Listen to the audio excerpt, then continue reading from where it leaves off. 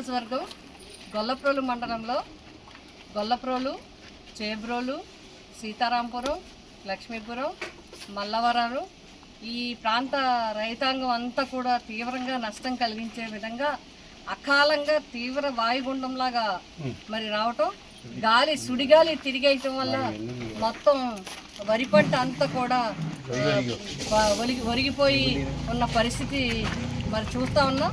పూర్తిగా నష్టం కలిగే రైతులంతా కూడా నష్టపోయిన పరిస్థితిలో ఉన్నారు. చాలా తీవ్ర ఆందోళనలో ఉన్నారు వారంతా కూడా.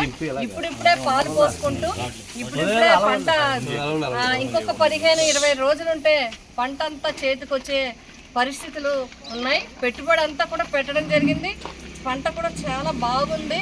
అదేవిధంగా దిగుబడి కూడా బాగా వచ్చే విధంగా ఎక్కువగా మరి రైతాంగం అంతా కూడా చాలా శ్రద్ధగా వ్యవసాయం చేసుకుని వారందరూ కూడా పంట చేతికి వస్తుందనే పూర్తి ఆశతో ఉన్న టైంలో ఈ విధమైన నష్టం వారికి తీవ్ర విఘాతం కలిగించింది. అందరూ దిగ్భ్రాంతిలో చాలా బాధలో ఉన్నారు. మరి తప్పకుండా, ఎందుకంటే ఈ ప్రభుత్వం వచ్చిన తర్వాత చూస్తూ ఉన్నాము, ఈ 2 సంవత్సరాలు కావస్తున్న సమయంలో రైతాంగానికి ఏ విధంగానూ చేయూతలేదు. నామినల్గా ఇచ్చామనే రైతు భరోసా కొంతమంది రైతులకి ఇవ్వడం తప్ప కౌలు రైతుల్ని పూర్తిగా సున్నా చుట్టేసింది ఈ ప్రభుత్వం. ఇప్పుడు మీరు రాష్ట్ర వ్యాప్తంగా ఎక్కడైనా అడగండి, కౌలు రైతులు చేయకుండా అసలు పంటే పండదు. ఎందుకంటే ఎక్కువ మంది సొంత వ్యవసాయం చేయడానికి రకరకాల కారణాల వల్ల అందరూ కూడా గ్రామీణ ప్రాంతాల్లో ఉండే చిన్న రైతులు, చిన్న మధ్యతరగతి కుటుంబాలు అందరూ కూడా వారి జీవనం కోసం వ్యవసాయం పండించాలనే పట్టుదలతో వారందరూ కూడా పెద్ద రైతుల దగ్గర కౌలుకు తీసుకుని వ్యవసాయం చేస్తారు. కానీ కౌలు రైతులు మీరు కాడులో లేవు. కౌలు రైతుకి ఒక్క రైతుకి కూడా రైతు భరోసా ఇవ్వలేదు. ఇది అయ్యింది. రైతు భరోసా మీరు పక్కన పెట్టారు, కౌలు రైతులకు వచ్చే బెనిఫిట్స్ పక్కన పెట్టారు. అది కాకుండా మొన్న ఈ మధ్యకాలంలో వచ్చిన మాందా తుఫానులో ఈ ఒక్క నియోజకవర్గంలో సుమారు ఒక్కొక్క మండలానికి 5 నుంచి 6 వేల ఎకరాలు చొప్పున దగ్గర 16 నుంచి 17 వేల ఎకరాలు పంట తీవ్రంగా నష్టపోవడం జరిగింది. ఇవే కాకుండా వాణిజ్య పంటలు, మరి ప్రత్తి కానీ ఇలాంటి పంటలు అన్నీ కూడా అయిపోతే వారందరికీ కూడా రాయించడం జరిగింది. ఇళ్ళు పడిపోతే రాయించారు, వ్యవసాయదారులకి రాయించారు. ఒక్క రూపాయి నష్టం ఇప్పటి వరకు ఇవ్వలేదు. రైతులే మళ్ళీ అప్పులు చేసుకుంటూ వారి కష్టాన్ని వారు పట్టుకుంటూ వారు జీవనాన్ని గడిపే పరిస్థితిలో తీవ్ర విఘాతం ఈరోజు 2 రోజుల క్రితం ఈ యొక్క తీవ్రమైన సుడిగాలి వచ్చి వీరికి చాలా నష్టాన్ని కలిగించింది.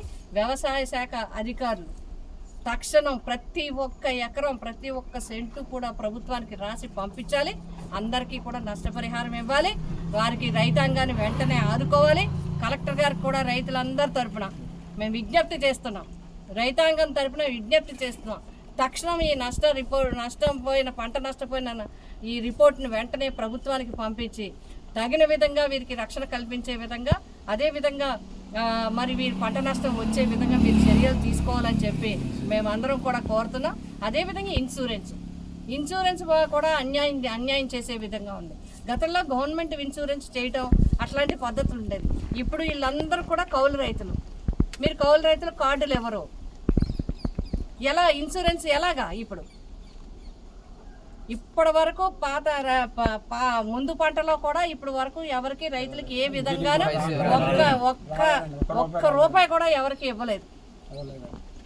మీరు ఒకసారి పర్యవేక్షిస్తే నిజంగా వచ్చింది 1 గంట, అరగంట నుంచి గంట లోపల వచ్చిందని రైతులు అందరూ చెప్తారు. కానీ నష్టం చూస్తే కోట్ల రూపాయల్లో, కోట్లలో, వందలాది ఎకరాల్లో పంట పూర్తిగా పడిపోయింది. పాలు పోసుకునే టైము పంటల లోపల చేలో నీరుండిపోయింది. ఇవన్నీ కూడా చాలా ఇబ్బంది. ఇప్పుడు ఇది బయటికి తీయాలంటే రైతాంగానికి నెత్తి మీద విపరీతమైన భారం పడే పరిస్థితి. కాబట్టి తక్షణం ప్రభుత్వం ఆదుకోవాలి, వీరి రైతాంగాన్ని రక్షించాలని చెప్పి వీరి తరఫున మేము ప్రభుత్వాన్ని డిమాండ్ చేస్తున్నాం. కలెక్టర్ గారిని కోరుతా ఉన్నాం, రైతుల తరఫున మీరు తక్షణం వెంటనే ప్రభుత్వానికి తెలియజేసి వారిని ఆదుకునే విధంగా చేయాలని చెప్పి కోరుతున్నాం.